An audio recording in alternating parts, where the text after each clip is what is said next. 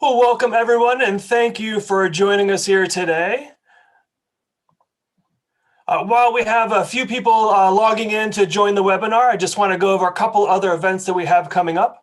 On March 9th, we have a nice webinar on mental immunity, so the antidote to infectious ideas with Andy Norman. So it's from his new book that actually is not published yet. You can pre-order it though. But Andy will be talking about why are ideologies poisoning our public discourse, why extremism's on the rise, and how do we get here, and what are we going to do about it? And then on March 13th, we have Choosing Courage Over Audacity. Tamil Sharma is an interfaith activist based in Los Angeles, and he's going to be talking about a pluralistic approach to the separation of church and state. So just a little housekeeping before we begin. If you have question and answers, we'll be doing those at the end of the presentation. So just feel free to use the little Q&A button at the bottom of your Zoom screen, ask your questions, and we'll make sure to get those to Sarah and to Phil. So yes. So again, thank you and welcome to joining us here today. I'm Kevin Bowling with the Secular Student Alliance. And I'm very happy to have Sarah Levin and Phil Zuckerman Let me try that again, Phil. Phil Zuckerman with us here today for the webinar. So Sarah, I'll be introducing Sarah. So Sarah worked with the Secular Coalition of America from 2013 to 2019 in a variety of roles. So I had the pleasure of working with her a lot while she was there. And she was working as the Director of Grassroots and Community Programs and the Director of Governmental Affairs. In 2019, she left SCA, and of course, what did she do? She's fantastic. She started her own company. So she is the founder and principal of Secular Strategies, so a company that empowers policymakers, lawmakers, and change makers to be effective champions for secularism in the United States, and is pioneering strategies for mobilizing religiously unaffiliated voters. So without ado, I give you Sarah Levin. Thank you so much, Kevin. It's great to be here. I'll just give a quick overview of the kind of work I'm doing, and my hope is to get the folks who are here today excited about getting involved. I believe that there is and I'm sure Phil is going to cover this at length, we have the potential to be a formidable voting bloc. And there's a lot of naysayers out there that say that it's not possible. I think it is absolutely possible, and there is data to show it. I'm not trying to show Phil at all, but what I'll say is that there is data to show that we are more united on the issues than the white evangelicals are, right? So we are really, really united on issues. And even though we're not a monolith, just like, no constituency is a monolith, there's a lot of reasons to see potential in having a more cohesive voting bloc. But in order to get there, there's a lot of work that needs to be done. And things that you can do on the individual level to make that happen. So one thing among my work that I'll highlight is party politics. And, I wear the Democratic hat, but, you can be a Republican, Green, Libertarian, whoever you are. Secular values really should be nonpartisan. Unfortunately, they really haven't been, but that doesn't mean that there isn't room to make sure the non-religious voice and the concerns that you have about church-state separation and other issues shouldn't be heard in your party. So one avenue for doing the work to kind of build the infrastructure we need to have a voice in politics is within the party structures. And so one of my clients is Secular Democrats of America, which mobilizes people who identify as both secular and Democrat to organize secular caucuses within their state party. So for example, tomorrow we're launching Secular Democrats of Pennsylvania. And the featured speaker is Representative Brian Sims, who's an openly atheist lawmaker who proudly says that he's the only lawmaker in the Pennsylvania Assembly who does not swear in on a book of faith. He swears in on the Constitution. And he just announced his candidacy for lieutenant governor yesterday.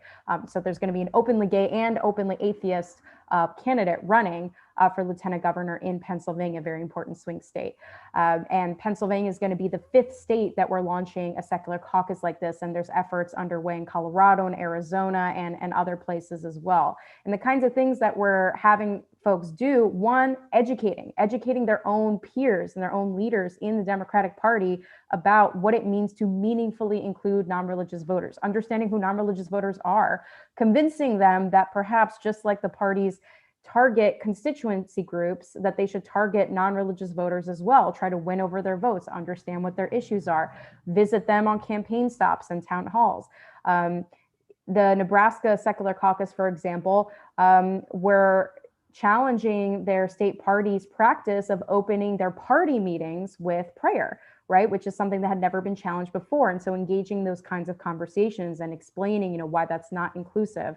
And now, because of that conversation, they're now going to be providing training to party leadership in Nebraska about be inclusive of the non-religious, right? So having that voice internally can change the culture of your party, whatever party that might be. And then, of course, in addition to sort of internally changing the culture of these parties, which have such a huge impact on our politics, it's really about building a donor base, building a volunteer base, the door knockers, the phone bankers who can advocate for candidates who share our values, whether they're non-religious or people of faith who share our values.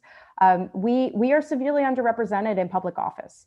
And in order to change that, we have to get in the game. So we have to be the ones that we can't just say to candidates, if you're non-religious, you should just be open about it because it's the right thing to do. We have to actually provide a net gain for that. What will it take to make a candidate want an endorsement from secular voters or for secular organizations or PACs? Well, it's going to be money and people power, right? So we have to build those institutions. We have to create that net political gain for being associated with our community, and at the same time change the culture in our society, but also in our political parties to open up that space so that people don't feel that they can't run and get the backing of the party or get the backing of voters if they're openly non-religious. And things are changing. There's now over 80 openly non-religious lawmakers at the federal, state, and local level. And that's something that the Center for Free Thought Equality, one of my other clients, tracks. And they just helped to establish a new association of secular elected officials, which just announced itself a few weeks ago. And so it's really, there's a lot of momentum and there's so many ways to get involved, whether it's in a political sphere, as a Democrat, Republican, Libertarian, or Green, or if it's as an advocate in the, lobbying your elected officials at the federal, state, or local level, or just educating folks in your community, or talking, being part of interfaith coalitions to create that dialogue. A lot of times, just by being the non-religious person in the room in an interfaith setting, or really any kind of setting, you can really open people's eyes because you might be the first person who's ever even brought up these issues in the first place. So there's so many different ways you can make a difference. I'm just going to stop there, and I'm happy to answer any questions about the work that I'm doing politically or with other clients. But just know that on the individual level, you can make a huge difference. And so I encourage you, if you're already involved in these things, and a lot of people are, this idea that we're not joiners is just not true. We're just not bringing our secular identity with us a lot of the time. So if you are involved in advocacy organizations, in political organizations, bring your secular identity with you because it can make a huge difference. So with that, I am going to turn it over, and I'm really excited to hear what he has to say. And hopefully I didn't say anything that would contradict his presentation. Phil, hopefully that teed you up. So Phil Zuckerman is Associate Dean as well as Professor of Sociology at Pitzer College, and he's the founding chair of the nation's first secular studies program. He blogs for Psychology Today and is the author of several books, including What It Means to Be Moral, published in 2019, The Non-Religious, Living the Secular Life, Faith No More, and Society Without God. He's joining us today to present about the rise and influence of secular voters, and I'm going to turn it over to him. Thank you so much. Thanks, Kevin. Thanks, Sarah. Man, Sarah, I am so glad you exist. I am going to sleep so much better tonight. My goodness, this is so wonderful. I'm so glad you're doing what you're doing. You are so making the world a better place. And all of you who are, here today, I mean, there was no Secular Student Alliance when I was in college. I mean, I'm 51, sorry to do this, but I remember when I was in college that I just felt so alone. it wasn't that I felt alone being non-religious. There were lots of other non-religious people, but their non-religiosity or their secularity didn't seem to matter to them at all. It didn't seem to motivate them at all. And it was something that was so important to me. And I'll never forget being at the University of Oregon, and I stumbled into some library, and for some reason the library subscribed to like the American Atheists magazine. And I was like, what? There's a magazine? And I got it, and I was just so, but I still felt quite alone. And I remember in the 80s and 90s, what a powerful force the organized religious right was. And they just seemed to be getting more and more powerful. They started spearheading anti-gay rights initiatives. They were a presence on campus. Everywhere I walked on campus, there were tables for, Young Life and Christian organizations and Catholic organizations and Jewish organizations, and all these organizations. I was part of the Jewish organizations as well, because I'm culturally Jewish. But I mean, there was no humanist presence. There was no secularist presence. And then, beyond that, just politically, it seemed as though the religious right was just scoring one victory after another, getting on school boards, getting on city councils, getting on our Supreme Court, invading the White House, and we just endured the most evangelical right-wing government this country's ever seen, and hopefully we'll ever see again. But the point is that I remember in the last 20 or 30 years, it was sort of like the religious right, the evangelicals, was such a presence in our media, television, radio, etc., that politicians really felt that they had to always be aware, like, how is the religious right, how are the evangelicals going to react to this if I sign this legislation, if I join this? And I always just had this fantasy, like, wouldn't it be amazing if this chunk of secular America, whether it's 20%, 30%, we're looking at 40%, was this presence? And that politicians thought, oh, how are secular Americans going to feel if I sign this legislation, if I take money from this group? And it just seemed like such a dream. And yet now I see it's happening. It is a reality. It is growing. It is neonatal. It is new, but here it is. And so all of you that are participating today, you give me tremendous hope. And if I can help in any way, please, if you ever have any questions, if you ever need any data, you want me to refer you to a study, or you want me to refer you to anybody or introduce anybody, you just shoot me an email. It is the cause closest to my heart, and I'm so glad you're doing the work you're doing. By the way, speaking of questions, I forgot to say that we are going to have time for Q&A when Phil is done. So in the meantime, please submit your questions through the Q&A, and I'll be watching those, and we'll get to those later. By the way, Phil, I actually got into the movement through the Secular Student Alliance at American University. So thank you to Secular Student Alliance for bringing me in. It's so necessary. And also, one of my clients is Jews for Secular Democracy. So there's also a place to be both Jewish and secular and advocate for separation of church and state. So we've come a long way. Absolutely. Thanks, Sarah. And then just, coincidentally, or, the secular gods, this came in the mail for me just, 2 days ago. And I read an early copy, an early manuscript version of it that I kind of skimmed just enough to like blurb it on the back. But now I'm reading it, and it's really exciting. Secular Surge. And so very relevant and pertinent. I was only able to get to page 52 today while I was waiting at the doctor's office. So anyway, check this out if this is what interests you. And that's the topic today, kind of. I'm a sociologist by training. I'm not a political scientist. I tend to study secular culture, secular people, secular societies writ large. But I have been looking at politics a little bit. So I'm just going to talk a little bit about that, some anecdotes, some figures and facts, and some highlights, and then we'll go from there. So I guess I want to just start when this first hit me. And again, sorry to go back in time, but there was an election, I don't know if it was 15 or 20 years ago, not so long ago. And one of the candidates for the Republicans was George W. Bush Jr., a evangelical Christian who credited God for, getting him from being a drunk or whatnot. And hey, you got to do what you got to do. And he was running, I believe, against John Kerry this time. So actually Gore won that first election, but because of our electoral college and the Supreme Court and Scalia, who was a devil believer, or rather, believed that the devil was doing all this kind of mischief, a Supreme Court justice believing these things is terrifying to me. Anyway, so Bush was declared the winner, even though he lost the vote. And then when it came time for his reelection, he was going against the Democrat John Kerry.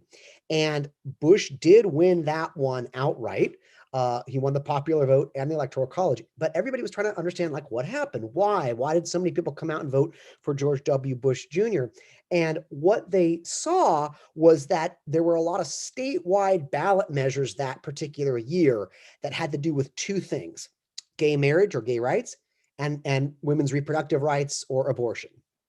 And these were put on a lot of states that were swing states, that particular swing states had ballot measures either trying to limit a woman's right to control her own body or to not allow people of the same sex or gender to marry the person that they love. And it was hypothesized or theorized, but there was some data that a lot of people were driven to the ballot box, to the polling stations because of those issues, those hot button issues. And then while they were there, they would, vote for Bush. So it was people that were anti-choice and anti-gay rights who were kind of motivated to get to the ballot box. And then because of that, it brought out some rural voters, some red rural voters in these swing states. And so the headline on all the radio stations, on NPR, on New York Times, et cetera, was that, get this, values voters had been the decisive, push for victory for Bush. And I'm driving in my car going like, values voters? What an odd choice. Like, oh, so if you hate homosexuals and you don't think they're human beings that deserve full and equal rights, that's a value? And if you think a woman should be forced to bring to term a zygote and fetus and that she shouldn't have control over her reproductive organs, that's a value? Okay, I guess you could say that, but isn't it a value to champion gay rights and allow homosexuals to live fully and freely, equally in our society? Isn't it a value to say that women should have a right to control their own bodies and their own reproductive organs, and that this, eases suffering and allows for human betterment?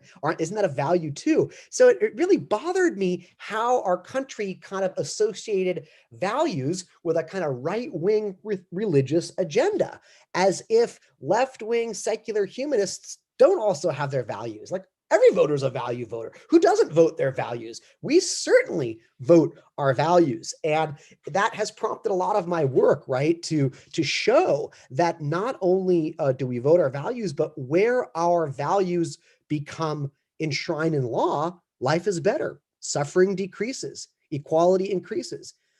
Humaneness thrives. So that's kind of how I've been looking through this lens, is kind of on the one hand saying, wait a minute, there are a lot of secular values out there that are particular. It's not that we have a monopoly on these, but there are certain values that you'll find more abundant among humanists than not. I'll just give you an example to tell you what I'm talking about, right? So I've seen studies where you ask parents, what traits or characteristics or values do you think are most important to impart into your children? And then parents are given like a list of like 30 or 40 options, like, I don't know, recreational activities, good time management skills or whatever. One of them is obedience to authority. And what we find is the more religious the parent in the United States, the more likely they are to put that as number one. Like, what traits or characteristics or values do you want to impart in your children? Number one, obedience to authority. Secular parents, that tends to go to the bottom of the list. In fact, the most common answer that secular parents will give is, in terms of what value or trait, is thinking for oneself. So you see, these are different. So it's not that every secular parent believes this, or every religious parent, but the correlations and the averages are staggeringly different, right? On average, religious parents are much more likely to want to foster an obedience in their children, and secular parents, on average, are much more likely to want to develop independent thinking and independent thought. That's just one example of how secular culture is different, and secular values are wonderful and good for democracy and good for freedom. Okay, so in this last election, I was, scratching my balding head and kind of thinking like, hey, I wonder how, so the idea is you've got these distinct secular values, and I can go through a lot of what those are. And then you've got this burgeoning population of secular Americans, right? Depending on how you measure it, right? Depending on, are you talking about identification or actual beliefs or behaviors? But we know that, around 25, 28% of Americans no longer identify with a religion. They're not all atheists, but many of them are. And we know that among people under 30, so between 18 and 29, close to approximately 40% now say they have no religion. This is staggering, historically unprecedented.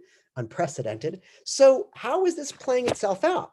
So I decided to check it out in this last election. Once the, furor died down, I knew some things about secular values, and I wanted to see how it played out. So the first thing we find out is, let's just go for the banner headline with the presidency, right? 80% of atheists and agnostics voted for Biden. That's pretty staggering. 70% of the nuns, N-O-N-E-S, i.e. people who describe their religion as nothing in particular, voted for Biden. So that is really, really strong, right? That's up there with African Americans tend to overwhelmingly vote for the Democratic candidate. Jews, who are often secular, at least, in their beliefs, tend to vote Democratic as well. But we see that it's quite possible that atheists, agnostics, or nothings in particular maybe have the largest percentage within themselves of voting for Biden, which, we should be very proud of. And according to Professor Ryan Berg, who does has the best data out there. I got off Twitter because I was always saying nasty things and it was bringing out the worst in me. But if you go on Twitter, follow Ryan Burge. His data is amazing, and he's always tweeting about religion and secular stuff. Anyway, and so the other good news was that every member of the Congressional Free Thought Caucus, which didn't exist when I was in college, right, was reelected. 10 state senators are openly secular. This is according to Hemant Mehta's analysis. And as Sarah said, we've got, I think she said 80 openly secular candidates out there. So that was a lot of good news. But I wanted to dig a little deeper. And I knew, for example, this is, I think, what really excites a lot of secular students. I once had a student, I was teaching a class at Pitzer College, one of the Claremont colleges, about secular people. And one of the students, fair enough, kind of said, like, who cares? So there's more secular people. Like, what does that even matter? And on the one hand, I was like, well, yeah, that's fine. But I said, well, let's talk about the things that you seem to care about. And I just started making a list on the chalkboard, like, what are the things you care about? And these were the kind of things that went up on the board, climate change, global warming, war on drugs, racist policing and incarceration, same-sex marriage, transgender rights, death penalty, death with dignity, sane gun laws, sex ed, women's rights. I don't know if I said gay rights, but same-sex marriage, et cetera, war on drugs, all of this stuff I put on the chalkboard. And I said, guess what?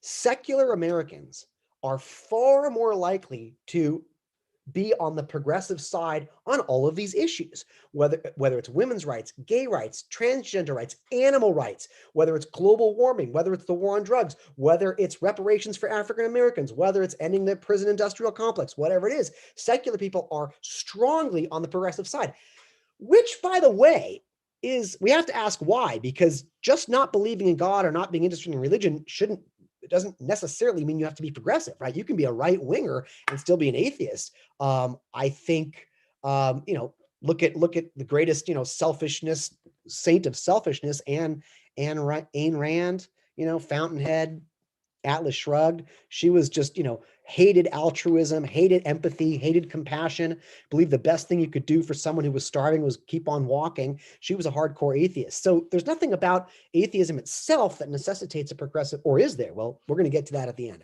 So knowing this list of where progressive values and secular values really seem to be arm in arm here, or finger in finger, or whatever, I decided to look beyond the Biden-Trump divide and check out how things went. So I just started, I did some searching, and what I found was, wow, in Washington, up in the Pacific Northwest, was Referendum 90. What was so interesting about Referendum 90? This was a measure that mandated that all public schools, K through 12, had to offer sex ed. Up until now, there's never been a state measure that mandated that. So different school districts could adopt sex ed programs at their, prerogative and as they wanted. But this referendum said, enough of this kind of like, well, this school, that school. No, every public school in Washington state is going to offer K through 12 sex ed. And it was voted on as a ballot measure, so a statewide referendum. It passed. And to me, I wasn't surprised, because what do we know? In survey after survey after survey, the more secular you are, the more you understand the value of sex ed. You understand that it increases health and well-being and decreases disease and suffering. So secular people tend to be much more in favor of sex ed, and the more religious you are, the more anti-sex ed you are, right? And so what do we find? Washington is one of the least religious states in the United States. Well over a third of Washingtonians do not affiliate with any religion. 40% say they never attend religious services. So I would argue that the fact that Washington is so secular helped the passage of sane sex ed, which is a moral value, people. And it's so important, and it's so crucial. And you find that the more secular societies globally have the best sex ed, right? So there is this strong correlation between secular orientations, secular culture, a preponderance of secular voters, and good sex ed, right? Just down the ravine from Washington is the greatest state in the United States, the state of Oregon. Objectively, the greatest state, according to me. And as you may know, Oregon passed Measure 110, which has decriminalized the possession and personal use of all drugs. Not legalized. If it's legalized, that means it's regulated. It just decriminalized. It means we're not going to use the police to go after and bust people for possessing and using personally drugs. So if it's more than personal use, yeah, you can still get in trouble if you're trying to market it, sell it, ship it in excess amounts. But if it's just you personally, you're not going to be criminalized, and you're not going to face police and prison. And again, this is pretty exciting stuff. And it's no surprise. Oregon is one of the least religious states in the country. Eugene, Springfield is one of the least churched metropolitan areas in the country. And we know, again, from just as secular people are much more likely to support sex ed, secular people are much more likely to understand that drugs and drug problems should be seen as healthcare crises, not criminal problems. You do not deal with drugs as a criminal issue, but as a public health issue. For example, in a Barna study, 66% of evangelicals believe that all drugs should be illegal. 43% of other Christians felt that way, but only 17% of Americans with no religious faith held such a view. So that's still 17%. Means 70% of people with no religious faith still felt like you should criminalize all drugs, but it's minuscule compared to religious. So again, that's a real great, to say that we should decriminalize drugs is a value, that's stretching the word of value. I understand value as that which makes for a saner society, a safer society, a healthier society, decreases suffering. You want to keep drugs criminalized, you're going to create more suffering and pain and misery. You decriminalize drugs, you're going to create more health and well-being. And now let's get to science. Whatever the issue is, secular people on average tend to understand science more, trust science more. And that's not to say science as an enterprise hasn't done some shitty things, and scientists haven't done some shitty things, but we only know that science has got it wrong through better science. So there's the paradox. You can't really throw science out. If you want to critique science, you can only do so scientifically to prove that the mistakes were made. But anyway, study after study shows that the more religious you are, the more distrusting you are of science, the more ignorant you are of science, and the less likely you are to rely on science as a force of good. Whereas the more secular you are, the more you are able to recognize that, it's science that's going to save us from COVID, not, the precious blood of Jesus and the, salty sweat of Muhammad or whatnot, or the, wet tears of Moses and the blue irises of Krishna. Okay, so what happened in this last election? What we found was, I saw in Denver, Colorado, passed an excellent initiative to eliminate greenhouse gases, fight air pollution, and actively fight as a city to fight climate change. Lo and behold, Denver is one of the most secular cities in the nation by all objective measures. Californians in the Bay Area passed Prop 14, which was to use public funds to support stem cell research. Bay Area in California is one of the most secular vortexes in the United States. Like, these things aren't passing in the Bible Belt. They're not passing in Indiana. They're not passing in South Carolina. They're not passing in Mississippi. They're passing in secular hot enclaves, right? And then how about same-sex marriage, right? I've already mentioned that. So in this article, I wrote like values versus values. And I just detail again, whether it's separation of church and state from the First Amendment, obviously secular people are much more on board, but whether it's women's reproductive rights, women working in the paid labor force, the DACA program, death with dignity, opposition to the death penalty, et cetera, et cetera, et cetera, secular voters are on the progressive moral side of all of these issues. So the question is, what does the future hold? Well, if in fact the trends of secularization continue in the way they've been continuing in my lifetime, right? When I was born, about 4% of Americans said they had no religion. Now we're up to 25, 28%, depending on the survey you look at. So over a quarter of Americans saying they have no religion. And of those, there's more and more atheists and agnostics and secular humanists.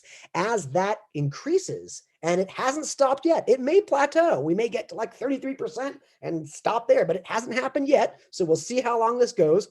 Trump's done a great job of galvanizing young Americans to just look at religion, evangelical Christianity in particular, as suspicious and corrupt. So I think there's going to be a continued backlash against the Trump administration and the Christianity that they wore on their sleeves, and the Sarah Huckabee Sanders and all those folks that wore their crucifixes, front and center while they're toting their, AR-15s or whatever the fuck they're called. So I think you're going to see it can continue increase of young Americans walking away from religion and not returning. And if they continue to vote in numbers that we hope, you will continue to see secular values more and more voted on in the ballot box and making the world a better place up against the might of the religious right, which is so mighty. But Sarah had it right on the nose, and she said what needs to be done. And that was just fantastic. Now, what I'll end here, though, is I broached that issue of you don't, just because you don't believe in God or don't have any interest in religion, why should that make you care about climate change? Or why should that make you care about women's rights or gay rights, et cetera, et cetera, et cetera? I actually think there are answers to that. I think that when you no longer believe in a sky daddy who tells you what to do, there's an existential orientation where you realize that meaning has to be created on your own, and that values and morals are something that we construct ourselves to ease suffering in the world. And we realize that this planet is the only one we got. And we realize, that justice is a benefit and we want more justice and not less. So I do think a secular orientation does breed a kind of ethical, progressive worldview. However, I'm not so sure. It's a little bit of a chicken and egg for me. Is it that people become progressive in their political orientation through the books they read or the neighbors they have or the TV shows they watch, and that progressive orientation leads them to lose religion because they're like, whoa, religion, that's patriarchal, that's racist, that's homophobic, that doesn't accept science, and I'm not those things, so I'm going to walk away from religion. In this case, secularity would be a result of a progressive political orientation. Or is it the other way around? Is it that secular people, who have lost their religion or rejected their religion or no longer or weren't raised in it, as a result of their secular orientation, adopt or are drawn to progressive values and progressive political positions? Or is it a little bit of both? Are both kind of happening simultaneously? I'm not so sure. I don't know how to tease these things out. And but at the end of the day, what we know is the result. And the result is a very, very cohesive secular political agenda that leans heavily towards the progressive and pro-democratic side of the political spectrum, which I hope just gains more and more strength.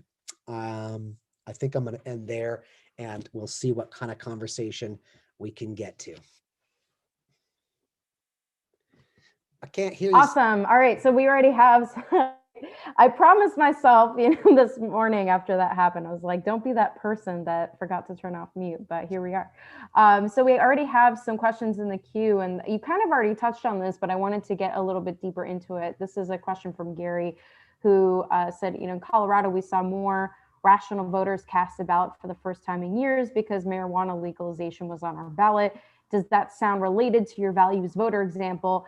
Has there been a link between such ballot issues and rational candidates winning, which you did address, but I do kind of want to just add on to that. I have found, and you mentioned drug policy, ending the drug war, and animal rights, and those are things that I've noticed intersections, right, where there just seems to be, and this is anecdotal, I haven't seen data on it, that there's these Venn diagrams where I've found that in secular spaces, you find a lot of animal rights activists. You find a lot of folks who want to decriminalize or legalize drugs. So just kind of adding that all in, what's your take on that? I think that whoever sent that is onto something. In other words, just as maybe being anti-gay rights got some Christians to the ballot box and then they voted for Bush, this person's suggesting that maybe if the legalization or decriminalization of pot or weed, as you call it now, I guess, was on the ballot box, that got people who were then voted for these other progressive / secular items. I think that's very possible.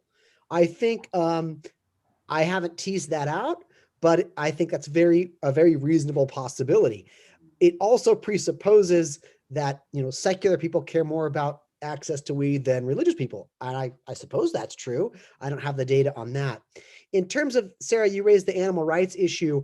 I have found, I'm just starting to dig up, there's not a lot on it, but there is some. So I can dig up the few studies I found. I also found a book on it recently that I put in my wish list. I haven't read it yet. So there's definitely something there, which is really interesting. And I think, again, illustrates the notion of, what do you mean values? What do you mean morals? Why is it that if you're so moral, you don't care about the suffering of other sentient creatures? And yet we secularists who are stereotyped as immoral and blah, blah, blah, we care about the suffering of other animals way more, which I think, and I have found there's actually some biblical shit here. Like I'll give you two examples, one from the Old Testament, one from the New Testament. In the Old Testament, the first murder is, basically you got these, these two guys, who are they again? That Cain and Abel, who want to please God by giving God a gift. And one of them was a shepherd who herded animals, and the other was like a farmer who tilled grains and wheats and whatnot. So the one guy, Abel, I think, gives God all the meat, fresh meat. Why a deity would want to chew on bloody flesh, fresh meat, I don't know why. And the other one gives God wheats and barleys and grains. And of course, God is more pleased with the beef, which creates resentment and enmity and actually causes the vegetarian to be so resentful that it's the vegetarian that murders the shepherd, the meat guy. Cain kills Abel. Like, there you go, right? Like, Abel's just a good guy who slaughters animals, but the farmer here who's into legumes, he's a murderer. And then, which is, really incredible. And then in the New Testament, Paul writes, there's a passage, I forget where Paul describes people who don't eat meat as weak spiritually, weak physically. So there is that Judeo-Christian tradition that, is down on vegetarianism. That although some Christians get around, Seventh-day Adventists, I think, are vegetarians. I can't remember. Anyway, yeah, I think there's something there for sure. And I think this needs to be known. When the last time I was in Wisconsin, I was invited to the FFRF headquarters, and I sat around this huge table with all these young attorneys and college interns at the Freedom from Religion Foundation who are they're at the forefront, they're fighting these legal battles. And when I told them all this about, secular people, the data on secular people supporting gay rights, women's rights, they were just like, oh my gosh, if college students knew this, because, I think it's a little bit of a branding issue. And the more we can reach out to other student groups that have those concerns and say, we want to partner with you. We want to join with you. These are our values too. And the more we can let it be known that we are not just, we don't just sit around on a Tuesday night, reading books and discussing Nietzsche, who no one can understand anyway, but we actually have these activist values that align very well with other progressives in the country. Yeah, and before I get onto the next question, I want to just add my own thoughts on this as well. I've thought about it too, because I've come across it so often that I've asked that question, like, why are there so many animal rights activists? And I remember the Humanist magazine did an entire I don't know if it was the entire magazine, but a huge portion of it was focused on speciesism. And, I was like, well, that's interesting, that this is coming up in a humanist space. I personally think my guess is that, religion, especially, the Abrahamic faiths, tend to really center man, right? Like, we're made in God's image, right? Where there's definitely hierarchy built in. When you're not operating under those assumptions, I think it kind of frees you up to think about species and not kind of center humanity as if it's the end all be all and the most important. So I think that that's my guess, but of course there's no data. That's just anecdotal, but it's certainly, there is a there because it has kind of cropped up in humanist and secular spaces. Absolutely, Sarah. So here's a question from Jack. What do you think of the increase in organized non-religion like atheist churches? So, let's say Sunday Assembly is an example. There's Oasis networks, if you haven't heard of those. And then, of course, long before those, we've had ethical culture, humanistic Jewish congregations, and Unitarian Universalist humanists. So he asked, what role do you think they might play in secular political organizing? Thanks for that, Jack. That's a good question. And I've studied these groups a lot. There's different kinds. I have a whole chapter in one of my books on this, but how can I winnow it down here? Right now, I would say I tend to look at two types of secular humanist organizations. Those that, in a sense, try to replicate the communal aspects of what religion offers. So these are like, Atheist Church of Seattle or Sunday Assembly. These are, or even just meetups, that try to provide camaraderie and community for people who are missing that. And there are a lot of people who were raised with religion and then for cognitive reasons, intellectual reasons, couldn't stomach anymore. So they were raised in strong Mormon homes or Catholic homes or Jewish homes or whatever, Muslim homes, and they couldn't square their reason with what they were being taught. So they couldn't take it anymore, but they miss the community, the ritual, the bonding, the social networking, and social capital that comes with being religiously engaged. They're going to be attracted to places like, the more that are trying to replicate that in a secular context. So an atheist church somewhere or Sunday Assembly, et cetera, et cetera. Then you would have what I would call more secularist orientations that are driven by secular activism. So it's not they don't want to sing a song about the morning sun dew or whatever. They want to actively fight threats to the separation of church and state. They want to keep, that they want to fight that, for the First Amendment. They want to limit the ability of religion to make us all sick by, demanding that you can have super spreader events in the name of Jesus. They want to push secular ideals and values or laws or whatever. And I feel like those are actually quite different. So the latter is obviously going to be politically engaged, right? Those groups that want to fight for First Amendment rights are going to actively work with elected officials to do that. And they will lobby and they will fundraise and they will, be as politically active as possible because that's the main front of that fight. The other groups, though, I think there's a lot of overlap, but they're not necessarily explicitly political, nor they ought to be. I think there needs to be a place for secular culture. I remember being in Minneapolis where there's a wonderful humanist congregation in Minneapolis with a beautiful building, a Sunday school, wonderful leaders, men and women, and they are singing songs about the morning sunlight and they are having speeches. And yes, there may be political opportunities, but that's not the main goal. So I think both of these should exist, and there's obviously going to be overlap. So in terms of what I see, though, is this is what I see sociologically. Most secular people do not see their secularity as a prime as the prime aspect of their identity in life. Like, in other words, a strong Orthodox Jew or a strong Muslim or a strong Catholic or a strong Presbyterian or evangelical, that's like number one on their list, like I'm a Catholic or I'm a servant of God. And then number two might be I'm a wife or I'm a husband. Number three might be I'm a real estate agent or I'm an iron worker or, job, career, whatever, or I'm a Republican or whatever. But their religion is going to be like at the forefront of their identity, or their race or their ethnicity. For most non-religious people, if they're asked, what are the most important aspects of your identity, secular is not what first comes to mind. It might be a political orientation, a racial orientation, a nationality, their job, their marital status, their hobbies.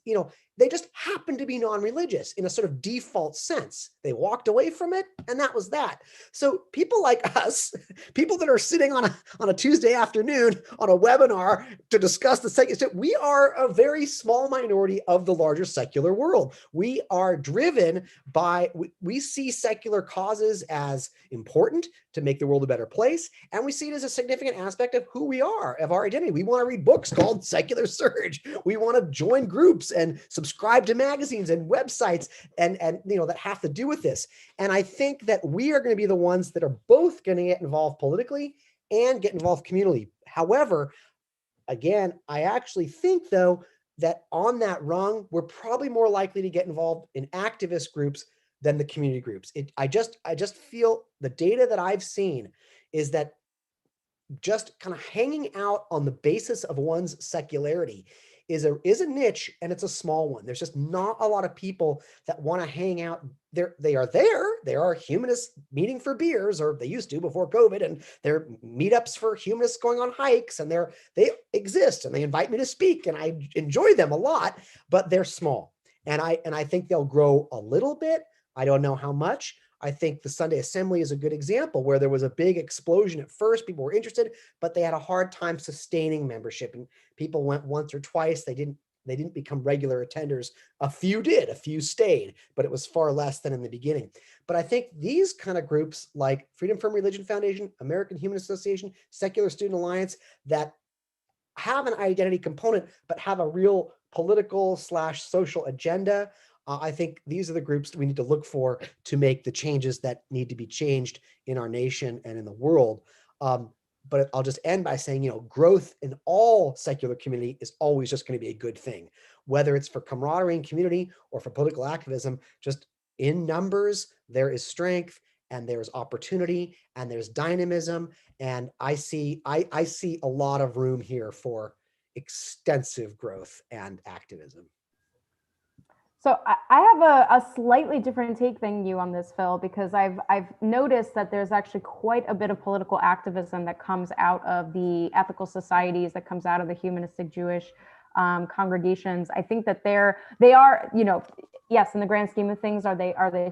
Yes. However, they are institutionally really well positioned to carry out those kinds of initiatives. So, ethical societies have been deeply engaged in, especially during the Trump administration, on immigration justice, on anti-racist work, on the environment.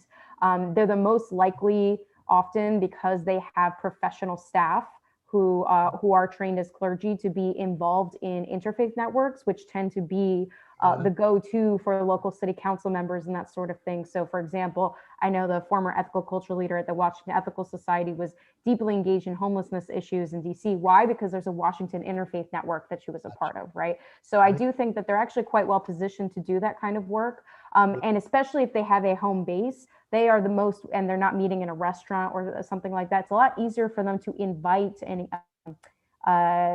local officials, right? The question is, do they do that very often, right? I think there's a lot of issue advocacy that happens in those kinds of congregational settings. That next step of engaging with elected officials is still not quite there. And there's also it's not just that you've got your, I call them congregationalists, right? And I'll lump in, Sunday Assembly, Oasis with those. And then you've got your really like activist groups, but there's also groups that do neither, right? That are not trying to replicate the, like the religious community, but they're but they do have some community aspect, but they're not political, right? So, you know, the book clubs, the pub stuff, right? So but I think all of them, there's a Venn diagram there, and all of them should be doing political advocacy. And in fact, you know, one of the things that I know Secular Student Alliance, and American Atheists, they have different acronyms, but for the same thing. One calls it ACEs, one calls it CASE, but it's the idea that a secular organization should cover community as well as advocacy, as well as education, as well as the social aspect, right? Because people, and I found this in speaking to different groups, people might come to for community and not ever have thought themselves to be involved in politics or advocacy, but through that community get involved. And then vice versa, you've got people who are really more interested in the advocacy, but if the organization they're a part of also has a social component, they start getting involved in the community aspect, which they may not have sought out at first, or maybe not have been even interested in. So I think the more well-rounded that every kind of group can be, the better. And I think this is actually a great segue to, I'm going to combine two questions that are very similar. One was another one from Gary, who's asking if it's worthwhile to organize secular voters to support a particular ballot issue as a good way to move people closer to secularism.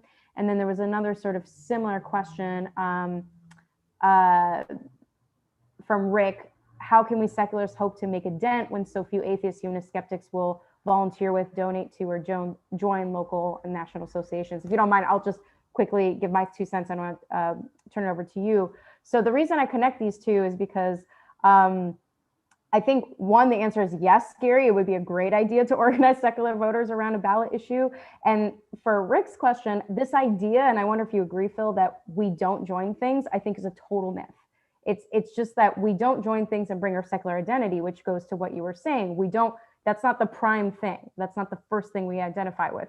There's tons of non-religious people involved in nonprofits, in their political parties, in all kinds of stuff everywhere. We are very active, but we don't go to the soup kitchens and to the political parties and to all these groups and say, hi, I'm secular, right? It's not something we bring to the forefront. But if we did that more often, we would get more credit for but we kind of, we show up and we don't get the credit because we don't bring that identity with us, which is why doing things like organizing for ballot initiatives or any other sort of thing like that as secular voters is so important, like just that visibility factor. So for example, in my work with Secular Democrats of America, for the first time ever in the last election cycle, we did phone banking as secular Democrats, not because non-religious people haven't been phone banking, tons of them have, but they didn't have a space to say, oh, this is phone banking for Raphael Warnock and for John Ossoff as a secular Democrat, so that we can actually track the amount of calls that were made. And you're in a Zoom meeting, during COVID, in a Zoom meeting, but in real life, it would be, at a campaign headquarters, answering the phones with people who are like-minded, right? Because faith constituencies do that. They create spaces politically and in other spaces where you can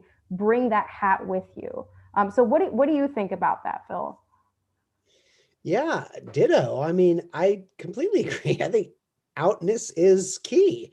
Being out with your friends, your family, your coworkers, your colleagues, and your other fellow activists. I mean, I think a lot of people still don't even know what the word secular means, for example. Like, what does that even mean? Sect? Are you a sect? Like, and humanists, I just think, I can't tell you how many people I've interviewed in my work who are non-religious, but they don't have a vocabulary to articulate it. They don't even know the terms or labels, and they just don't even know. And I think that the more that secular, humanist, become part of the political verbiage and the cultural verbiage, it's like, oh, that's another legitimate thing you can be. So I think absolutely being involved in whatever group you're involved in or whatever groups you're involved in as a secular person, as a humanist, is really important. And also stressing that it's a value orientation. It's a moral orientation. We mustn't, or ethical, if you don't like the word moral, like we mustn't cede that territory. Like, oh, religion does such a great job of saying like, this is where morality comes from. Just the other day I was at a talk and someone was like, well, I was talking about secularization and I'm like, well, if religion goes away, where do people get their morals? And I was like, actually, who's the most moral? Secular people. And I went through my list of, so I think being out, showing up as a humanist or as a secular person or an atheist or agnostic or a free thinker or whatever label you want, and articulating that in whatever group discussions you're in. These are the values I believe. This is what's motivating me. And so I think that is key. However, I think, yeah, I'll just stop there. But yes, I agree with you, Sarah, that it is true that there's always been non-religious people doing this stuff. It's just hasn't been stated as such, for sure. So I'm going to ask you another question, then I have to dip onto another webinar, so I'll turn it over to Kevin. But there was a student here, I'm trying to find this question now, I feel like it disappeared, who was saying that they're in the South and they want to start a student group, but they're afraid that they might be alone, and that there might not be other people. And we're asking how to approach it and what kind of language to use. I think that speaks to what you were saying before, like how do you, because I would say to that person, absolutely go for it, because it is very, very likely, especially because you are in a very religious and red area, that there are people that are like-minded. Because in my work, I have found that the most success I've had is in those areas, because the moment you create the space, people come out of the woodwork, but they're not going to seek it out precisely because of the stigma or because they don't know it exists. So what would you advise the student, Phil? Yeah, secularity manifests itself differently depending on your social context, right? Like if you live in a very secular part of the world, or, grow up in Berkeley or Eugene or, Vermont, or, being secular is not that big of a deal. And if someone was like, hey, do you want to join our secular group? You'd be like, no, why? However, if you're living in a highly religious part of the country, you are going to feel more alienated, more despised, more misunderstood, more distrusted, and you actually are going to want that community more, which is why, for example, Camp Quest, which is the camp for secular kids, was started in Kentucky, right? That's where it began in the 1990s. Like it didn't start in Berkeley. It didn't start in Eugene. It didn't start in Seattle. It started in Kentucky because the parents there were like, man, every kid's going to Bible camp. We need to have a camp for our kids. So what I would say to you is use the internet, use social media, reach out. You're going to be surprised how many young people in your 10-mile radius are hungry for this. Now, my only advice is, think about what you want to call it.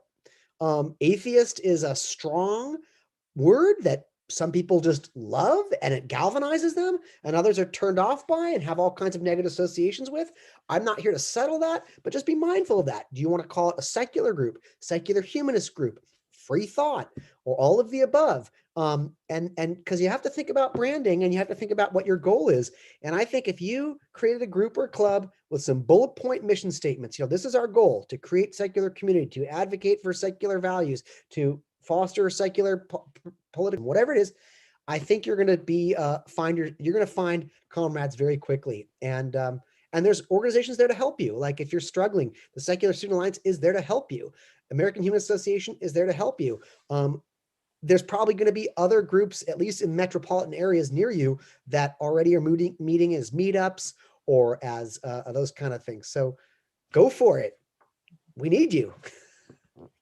Yeah, and that was Jonathan, I think, is the student as he says, in the Deep South. And I think, the Secular Student Alliance, that is part of our mission, almost specifically, is to help students start chapters on their campuses.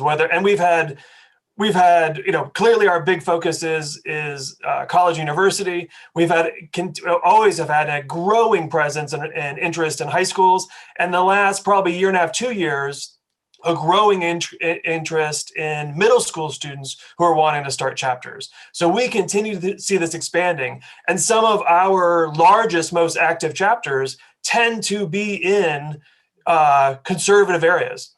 Our group in Logan, Utah was 150 members. So largely conservative. Alabama, in Birmingham, super active chapter. So, Missouri, Oklahoma, these are, Arkansas, big places where you get a large religious population, fairly conservative, but our students want to find each other. And I think we often hear from, and I think you said at the beginning, I didn't really know that I wish there was an SSA because I didn't know there were other people like me. We hear that all the time. So, and Ryan Burgess, his data was saying almost 50% of college-age students now are not. So there are by far students at your campus who are non-religious, and we have, and I sent Jonathan a private message. But yeah, we have tons of free resources. Janelle, I gave you her email address. We'll help you get that chapter up and running. We have tons of free stuff for you. We have resurface for you. We have staff support for you. All that's free for students. So definitely, contact Sarah. But yes, that's for any student. So that's what we're here for. So another look. Are you still? We have good on time. We have a few more questions. Let's do one more. Okay. So George says the demographics for secular voters, are they largely like those urban progressives along the coast, the couple little landlocked areas like Metro Denver and those sort of things? And if that's the case, if that's what it is, are we better to focus on safe blue zones, so for secular stuff, or isn't it better to focus on addressing more of the basic needs in those areas, like the lower rungs, like Medicare for all or $15 minimum wage? I'm not sure I understand the question. There are largely urban progressives along the coast, plus a few landlocked locals like Denver, Metro Denver. And if that's the case, then does it matter so much that these are safe blue team zones? Isn't it better to focus on addressing more of the basic needs of those at lower rungs like Medicare for all and 15 minimum wage? Okay, I guess my confusion was, is this person saying, there's these strongly blue, progressive, and secular enclaves that are already so left and progressive? Wouldn't it be better? I thought that they were going to say to put our energy in more red state areas, but they didn't say that. Instead, they said, ought we not focus more on issues where people are in need, like upping the minimum wage, getting health care for people that need it, getting food for people that need it? To me, that's a general kind of philosophical question. It applies to anything. Like, what's the best thing to do with one's activist time? Is it to address a need immediately, help the homeless in your local town, donate to a charity that you think is doing immediate work, or start creating secular movements in a red state, bolster those in a blue state? And my answer to that is, all of the above. Do what your heart tells you, do what your conscience tells you, and do what you're passionate about. I try to do a little bit of both. So I'm on the board of something called Humanist Global Charities. This is an amazing organization that provides relief to people in need all over the world, in the Philippines, in Zimbabwe, in Uganda, in Sri Lanka, like helping women who have businesses, helping people, orphans who don't have computers, helping food, helping schools. And I give some money to that every now and then, even though it's not in my local community. On the other hand, when I see that a politician, a secular politician has come out, like this person in Pennsylvania or Jared Huffman in California, I donate some money to that campaign and say, I'm glad to see you're out there as a secular politician, and I want you to know we've got your back and we're going to be there for you. On the other hand, some days I just think, man, we got to fight gun violence. And I'm going to do that as a concerned parent, not just a secular humanist, but, how can I do something to stop the gun violence? So I think it's all of the above. I think you need to do what you can time-wise, do what you can with your energy, and again, follow your passions. And I think I would rather a bunch of people like decide one of these than none of them, right? So, in some cases, I think we need to increase secular activism in some red states. In other cases, I think we need to continue to support secular political activism in the blue safe areas. And then in other days, I think you're right. Let's just see where there's need and just go for it and help people live better lives and endure and fight suffering where we can.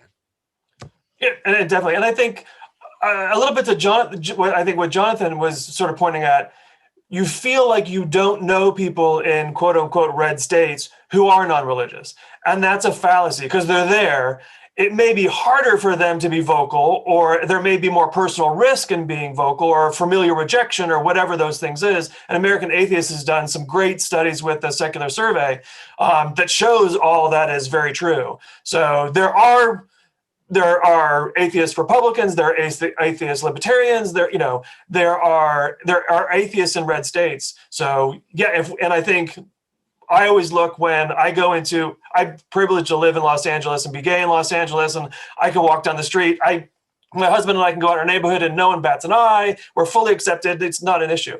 But when I go to Tennessee and to visit my aunt and her partner, yes, I am publicly gay because I can take a little bit of the heat there to push the social acceptance, that window of, well, there was a gay guy at the store and he was asking about da-da-da. Now they know one more gay person that exists. It's not that we're not there. So it's something that I personally do. And I'm like, opening those boundaries a little bit for other people, making it a little bit more normal in areas where it's normally not, for the people who live there that have to live with that every day, because I know that's not easy. So yes. Well, good. We had a few more questions, but we're going a little over time. So I very much appreciate your time today. Thank you for everyone who's joining us today. Thank you for Sarah. She's off and running on another whole topic. So yes. So again, we listed the webinar, so please feel free to join us for the rest of the stuff. Thank you very much, Phil. As always, you're a great resource and just wonderful. Wonderful, person in the secular movement. So thank you. Thank you for what you're doing, Kevin. Thank you, everybody. Bye-bye. Appreciate it. Everyone have a good one. Bye.